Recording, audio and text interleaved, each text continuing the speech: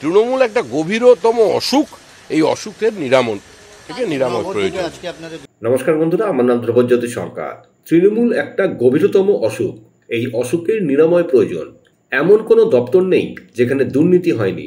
সংবাদ মাধ্যমের মুখোমুখি হয়ে বিস্ফোরক বিজেপির রাজ্য সভাপতি। শুনুন আরো কি বললেন শ্রমিক ভট্টাচার্য।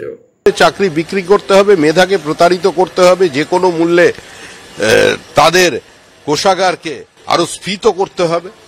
সেজন্য মুকুল রায় চাপ সৃষ্টি করেছিলেন, কারণ তিনি তখন দলের সংগঠন দেখতেন এবং পার্থ চট্টোপাধ্যায় তো শিক্ষামন্ত্রী ছিলেন।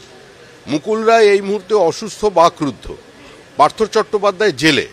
কিন্তু গোটা দল যদি আজকে মুকুল রায় এবং পার্থ চট্টোপাধ্যায়ের থেকে নিজেকে বিচ্ছিন্ন করে নেয় বা সে ধরনের বিবৃতি দেয়, কিংবা এই বিবৃতি থেকে মানুষ যদি এ ধরনের কোনো সিদ্ধান্ত উপনীত হয়, আমার মনে হয় সেটা ঠিক হবে না এবং সেটা সম্ভবও নয়। পশ্চিমবঙ্গের প্রত্যেকটি মানুষ জানেন এটি একটি প্রাতিষ্ঠানিক দুর্নীতি। এবং ফিরহাদ হাকিম বিবৃতি দিয়েছিলেন যে যদি কোনো ভুল হয়ে থাকে, যদি কোনো বিচ্যুতি হয়ে থাকে, সেটা পার্থদার একার দায়িত্ব নয়, সেটা যৌথ সিদ্ধান্ত, অর্থাৎ কালেকটিভ রেসপন্সিবিলিটি। যেটা হয়েছিল সেটা যৌথ সিদ্ধান্তের ভিত্তিতে হয়েছিল, তৃণমূল কংগ্রেসের কর্মসূচিকে রূপায়িত করার জন্য হয়েছিল এবং আজকে প্রাক্তন চেয়ারম্যানের বক্তব্যে সেটাই উঠে এসেছে। মানুষ জানে তৃণমূলের কারণেই এই প্রাতিষ্ঠানিক লুট হয়েছে। মানুষ বুঝেছে যে শিক্ষা ব্যবস্থাটাকে ধ্বংস করেছে তৃণমূল কংগ্রেস।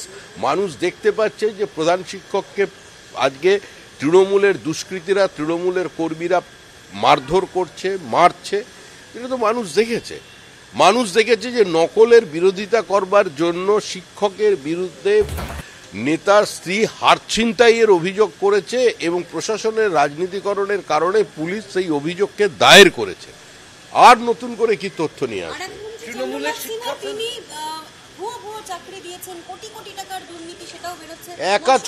একা চন্দ্রনাথ সিনহা চাকরি দিয়েছেন আর অন্য কেউ চাকরি দেয়নি, এটা কি কেউ বিশ্বাস করবে? তৃণমূল কংগ্রেস এমন কোনো দপ্তর দেখাতে পারবে যেখানে দুর্নীতির স্পর্শ তারা রেখে যায়নি? মুখ্যমন্ত্রী নিজে বলেছিলেন যে বনসহায়ক পদ নিয়ে যা হয়েছে চাকরি নিয়ে, তার তিনি তদন্ত করবেন। কোথায় তদন্ত? বছর তো পেরিয়ে গেল, 1 বছর নয়, প্রায় 4 বছর হতে চলল। কোন তদন্ত আপনারা দেখতে পেয়েছেন? তৃণমূল কংগ্রেসের শুধু বিবৃতি থাকে।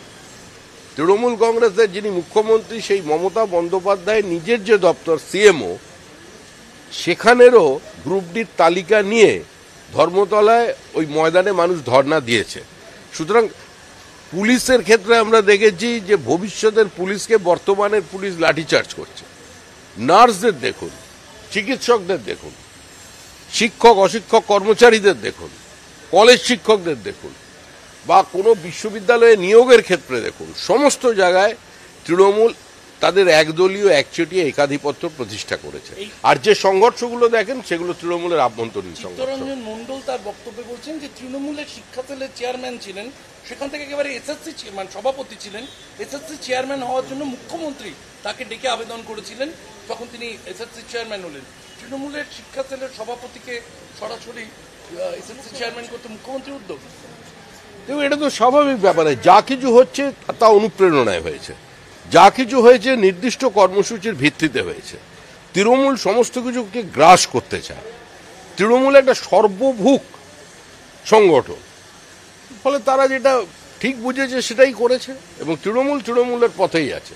তৃণমূলকে না সরিয়ে এই অবস্থা পশ্চিমবঙ্গের পরিবর্তন করা যাবে না।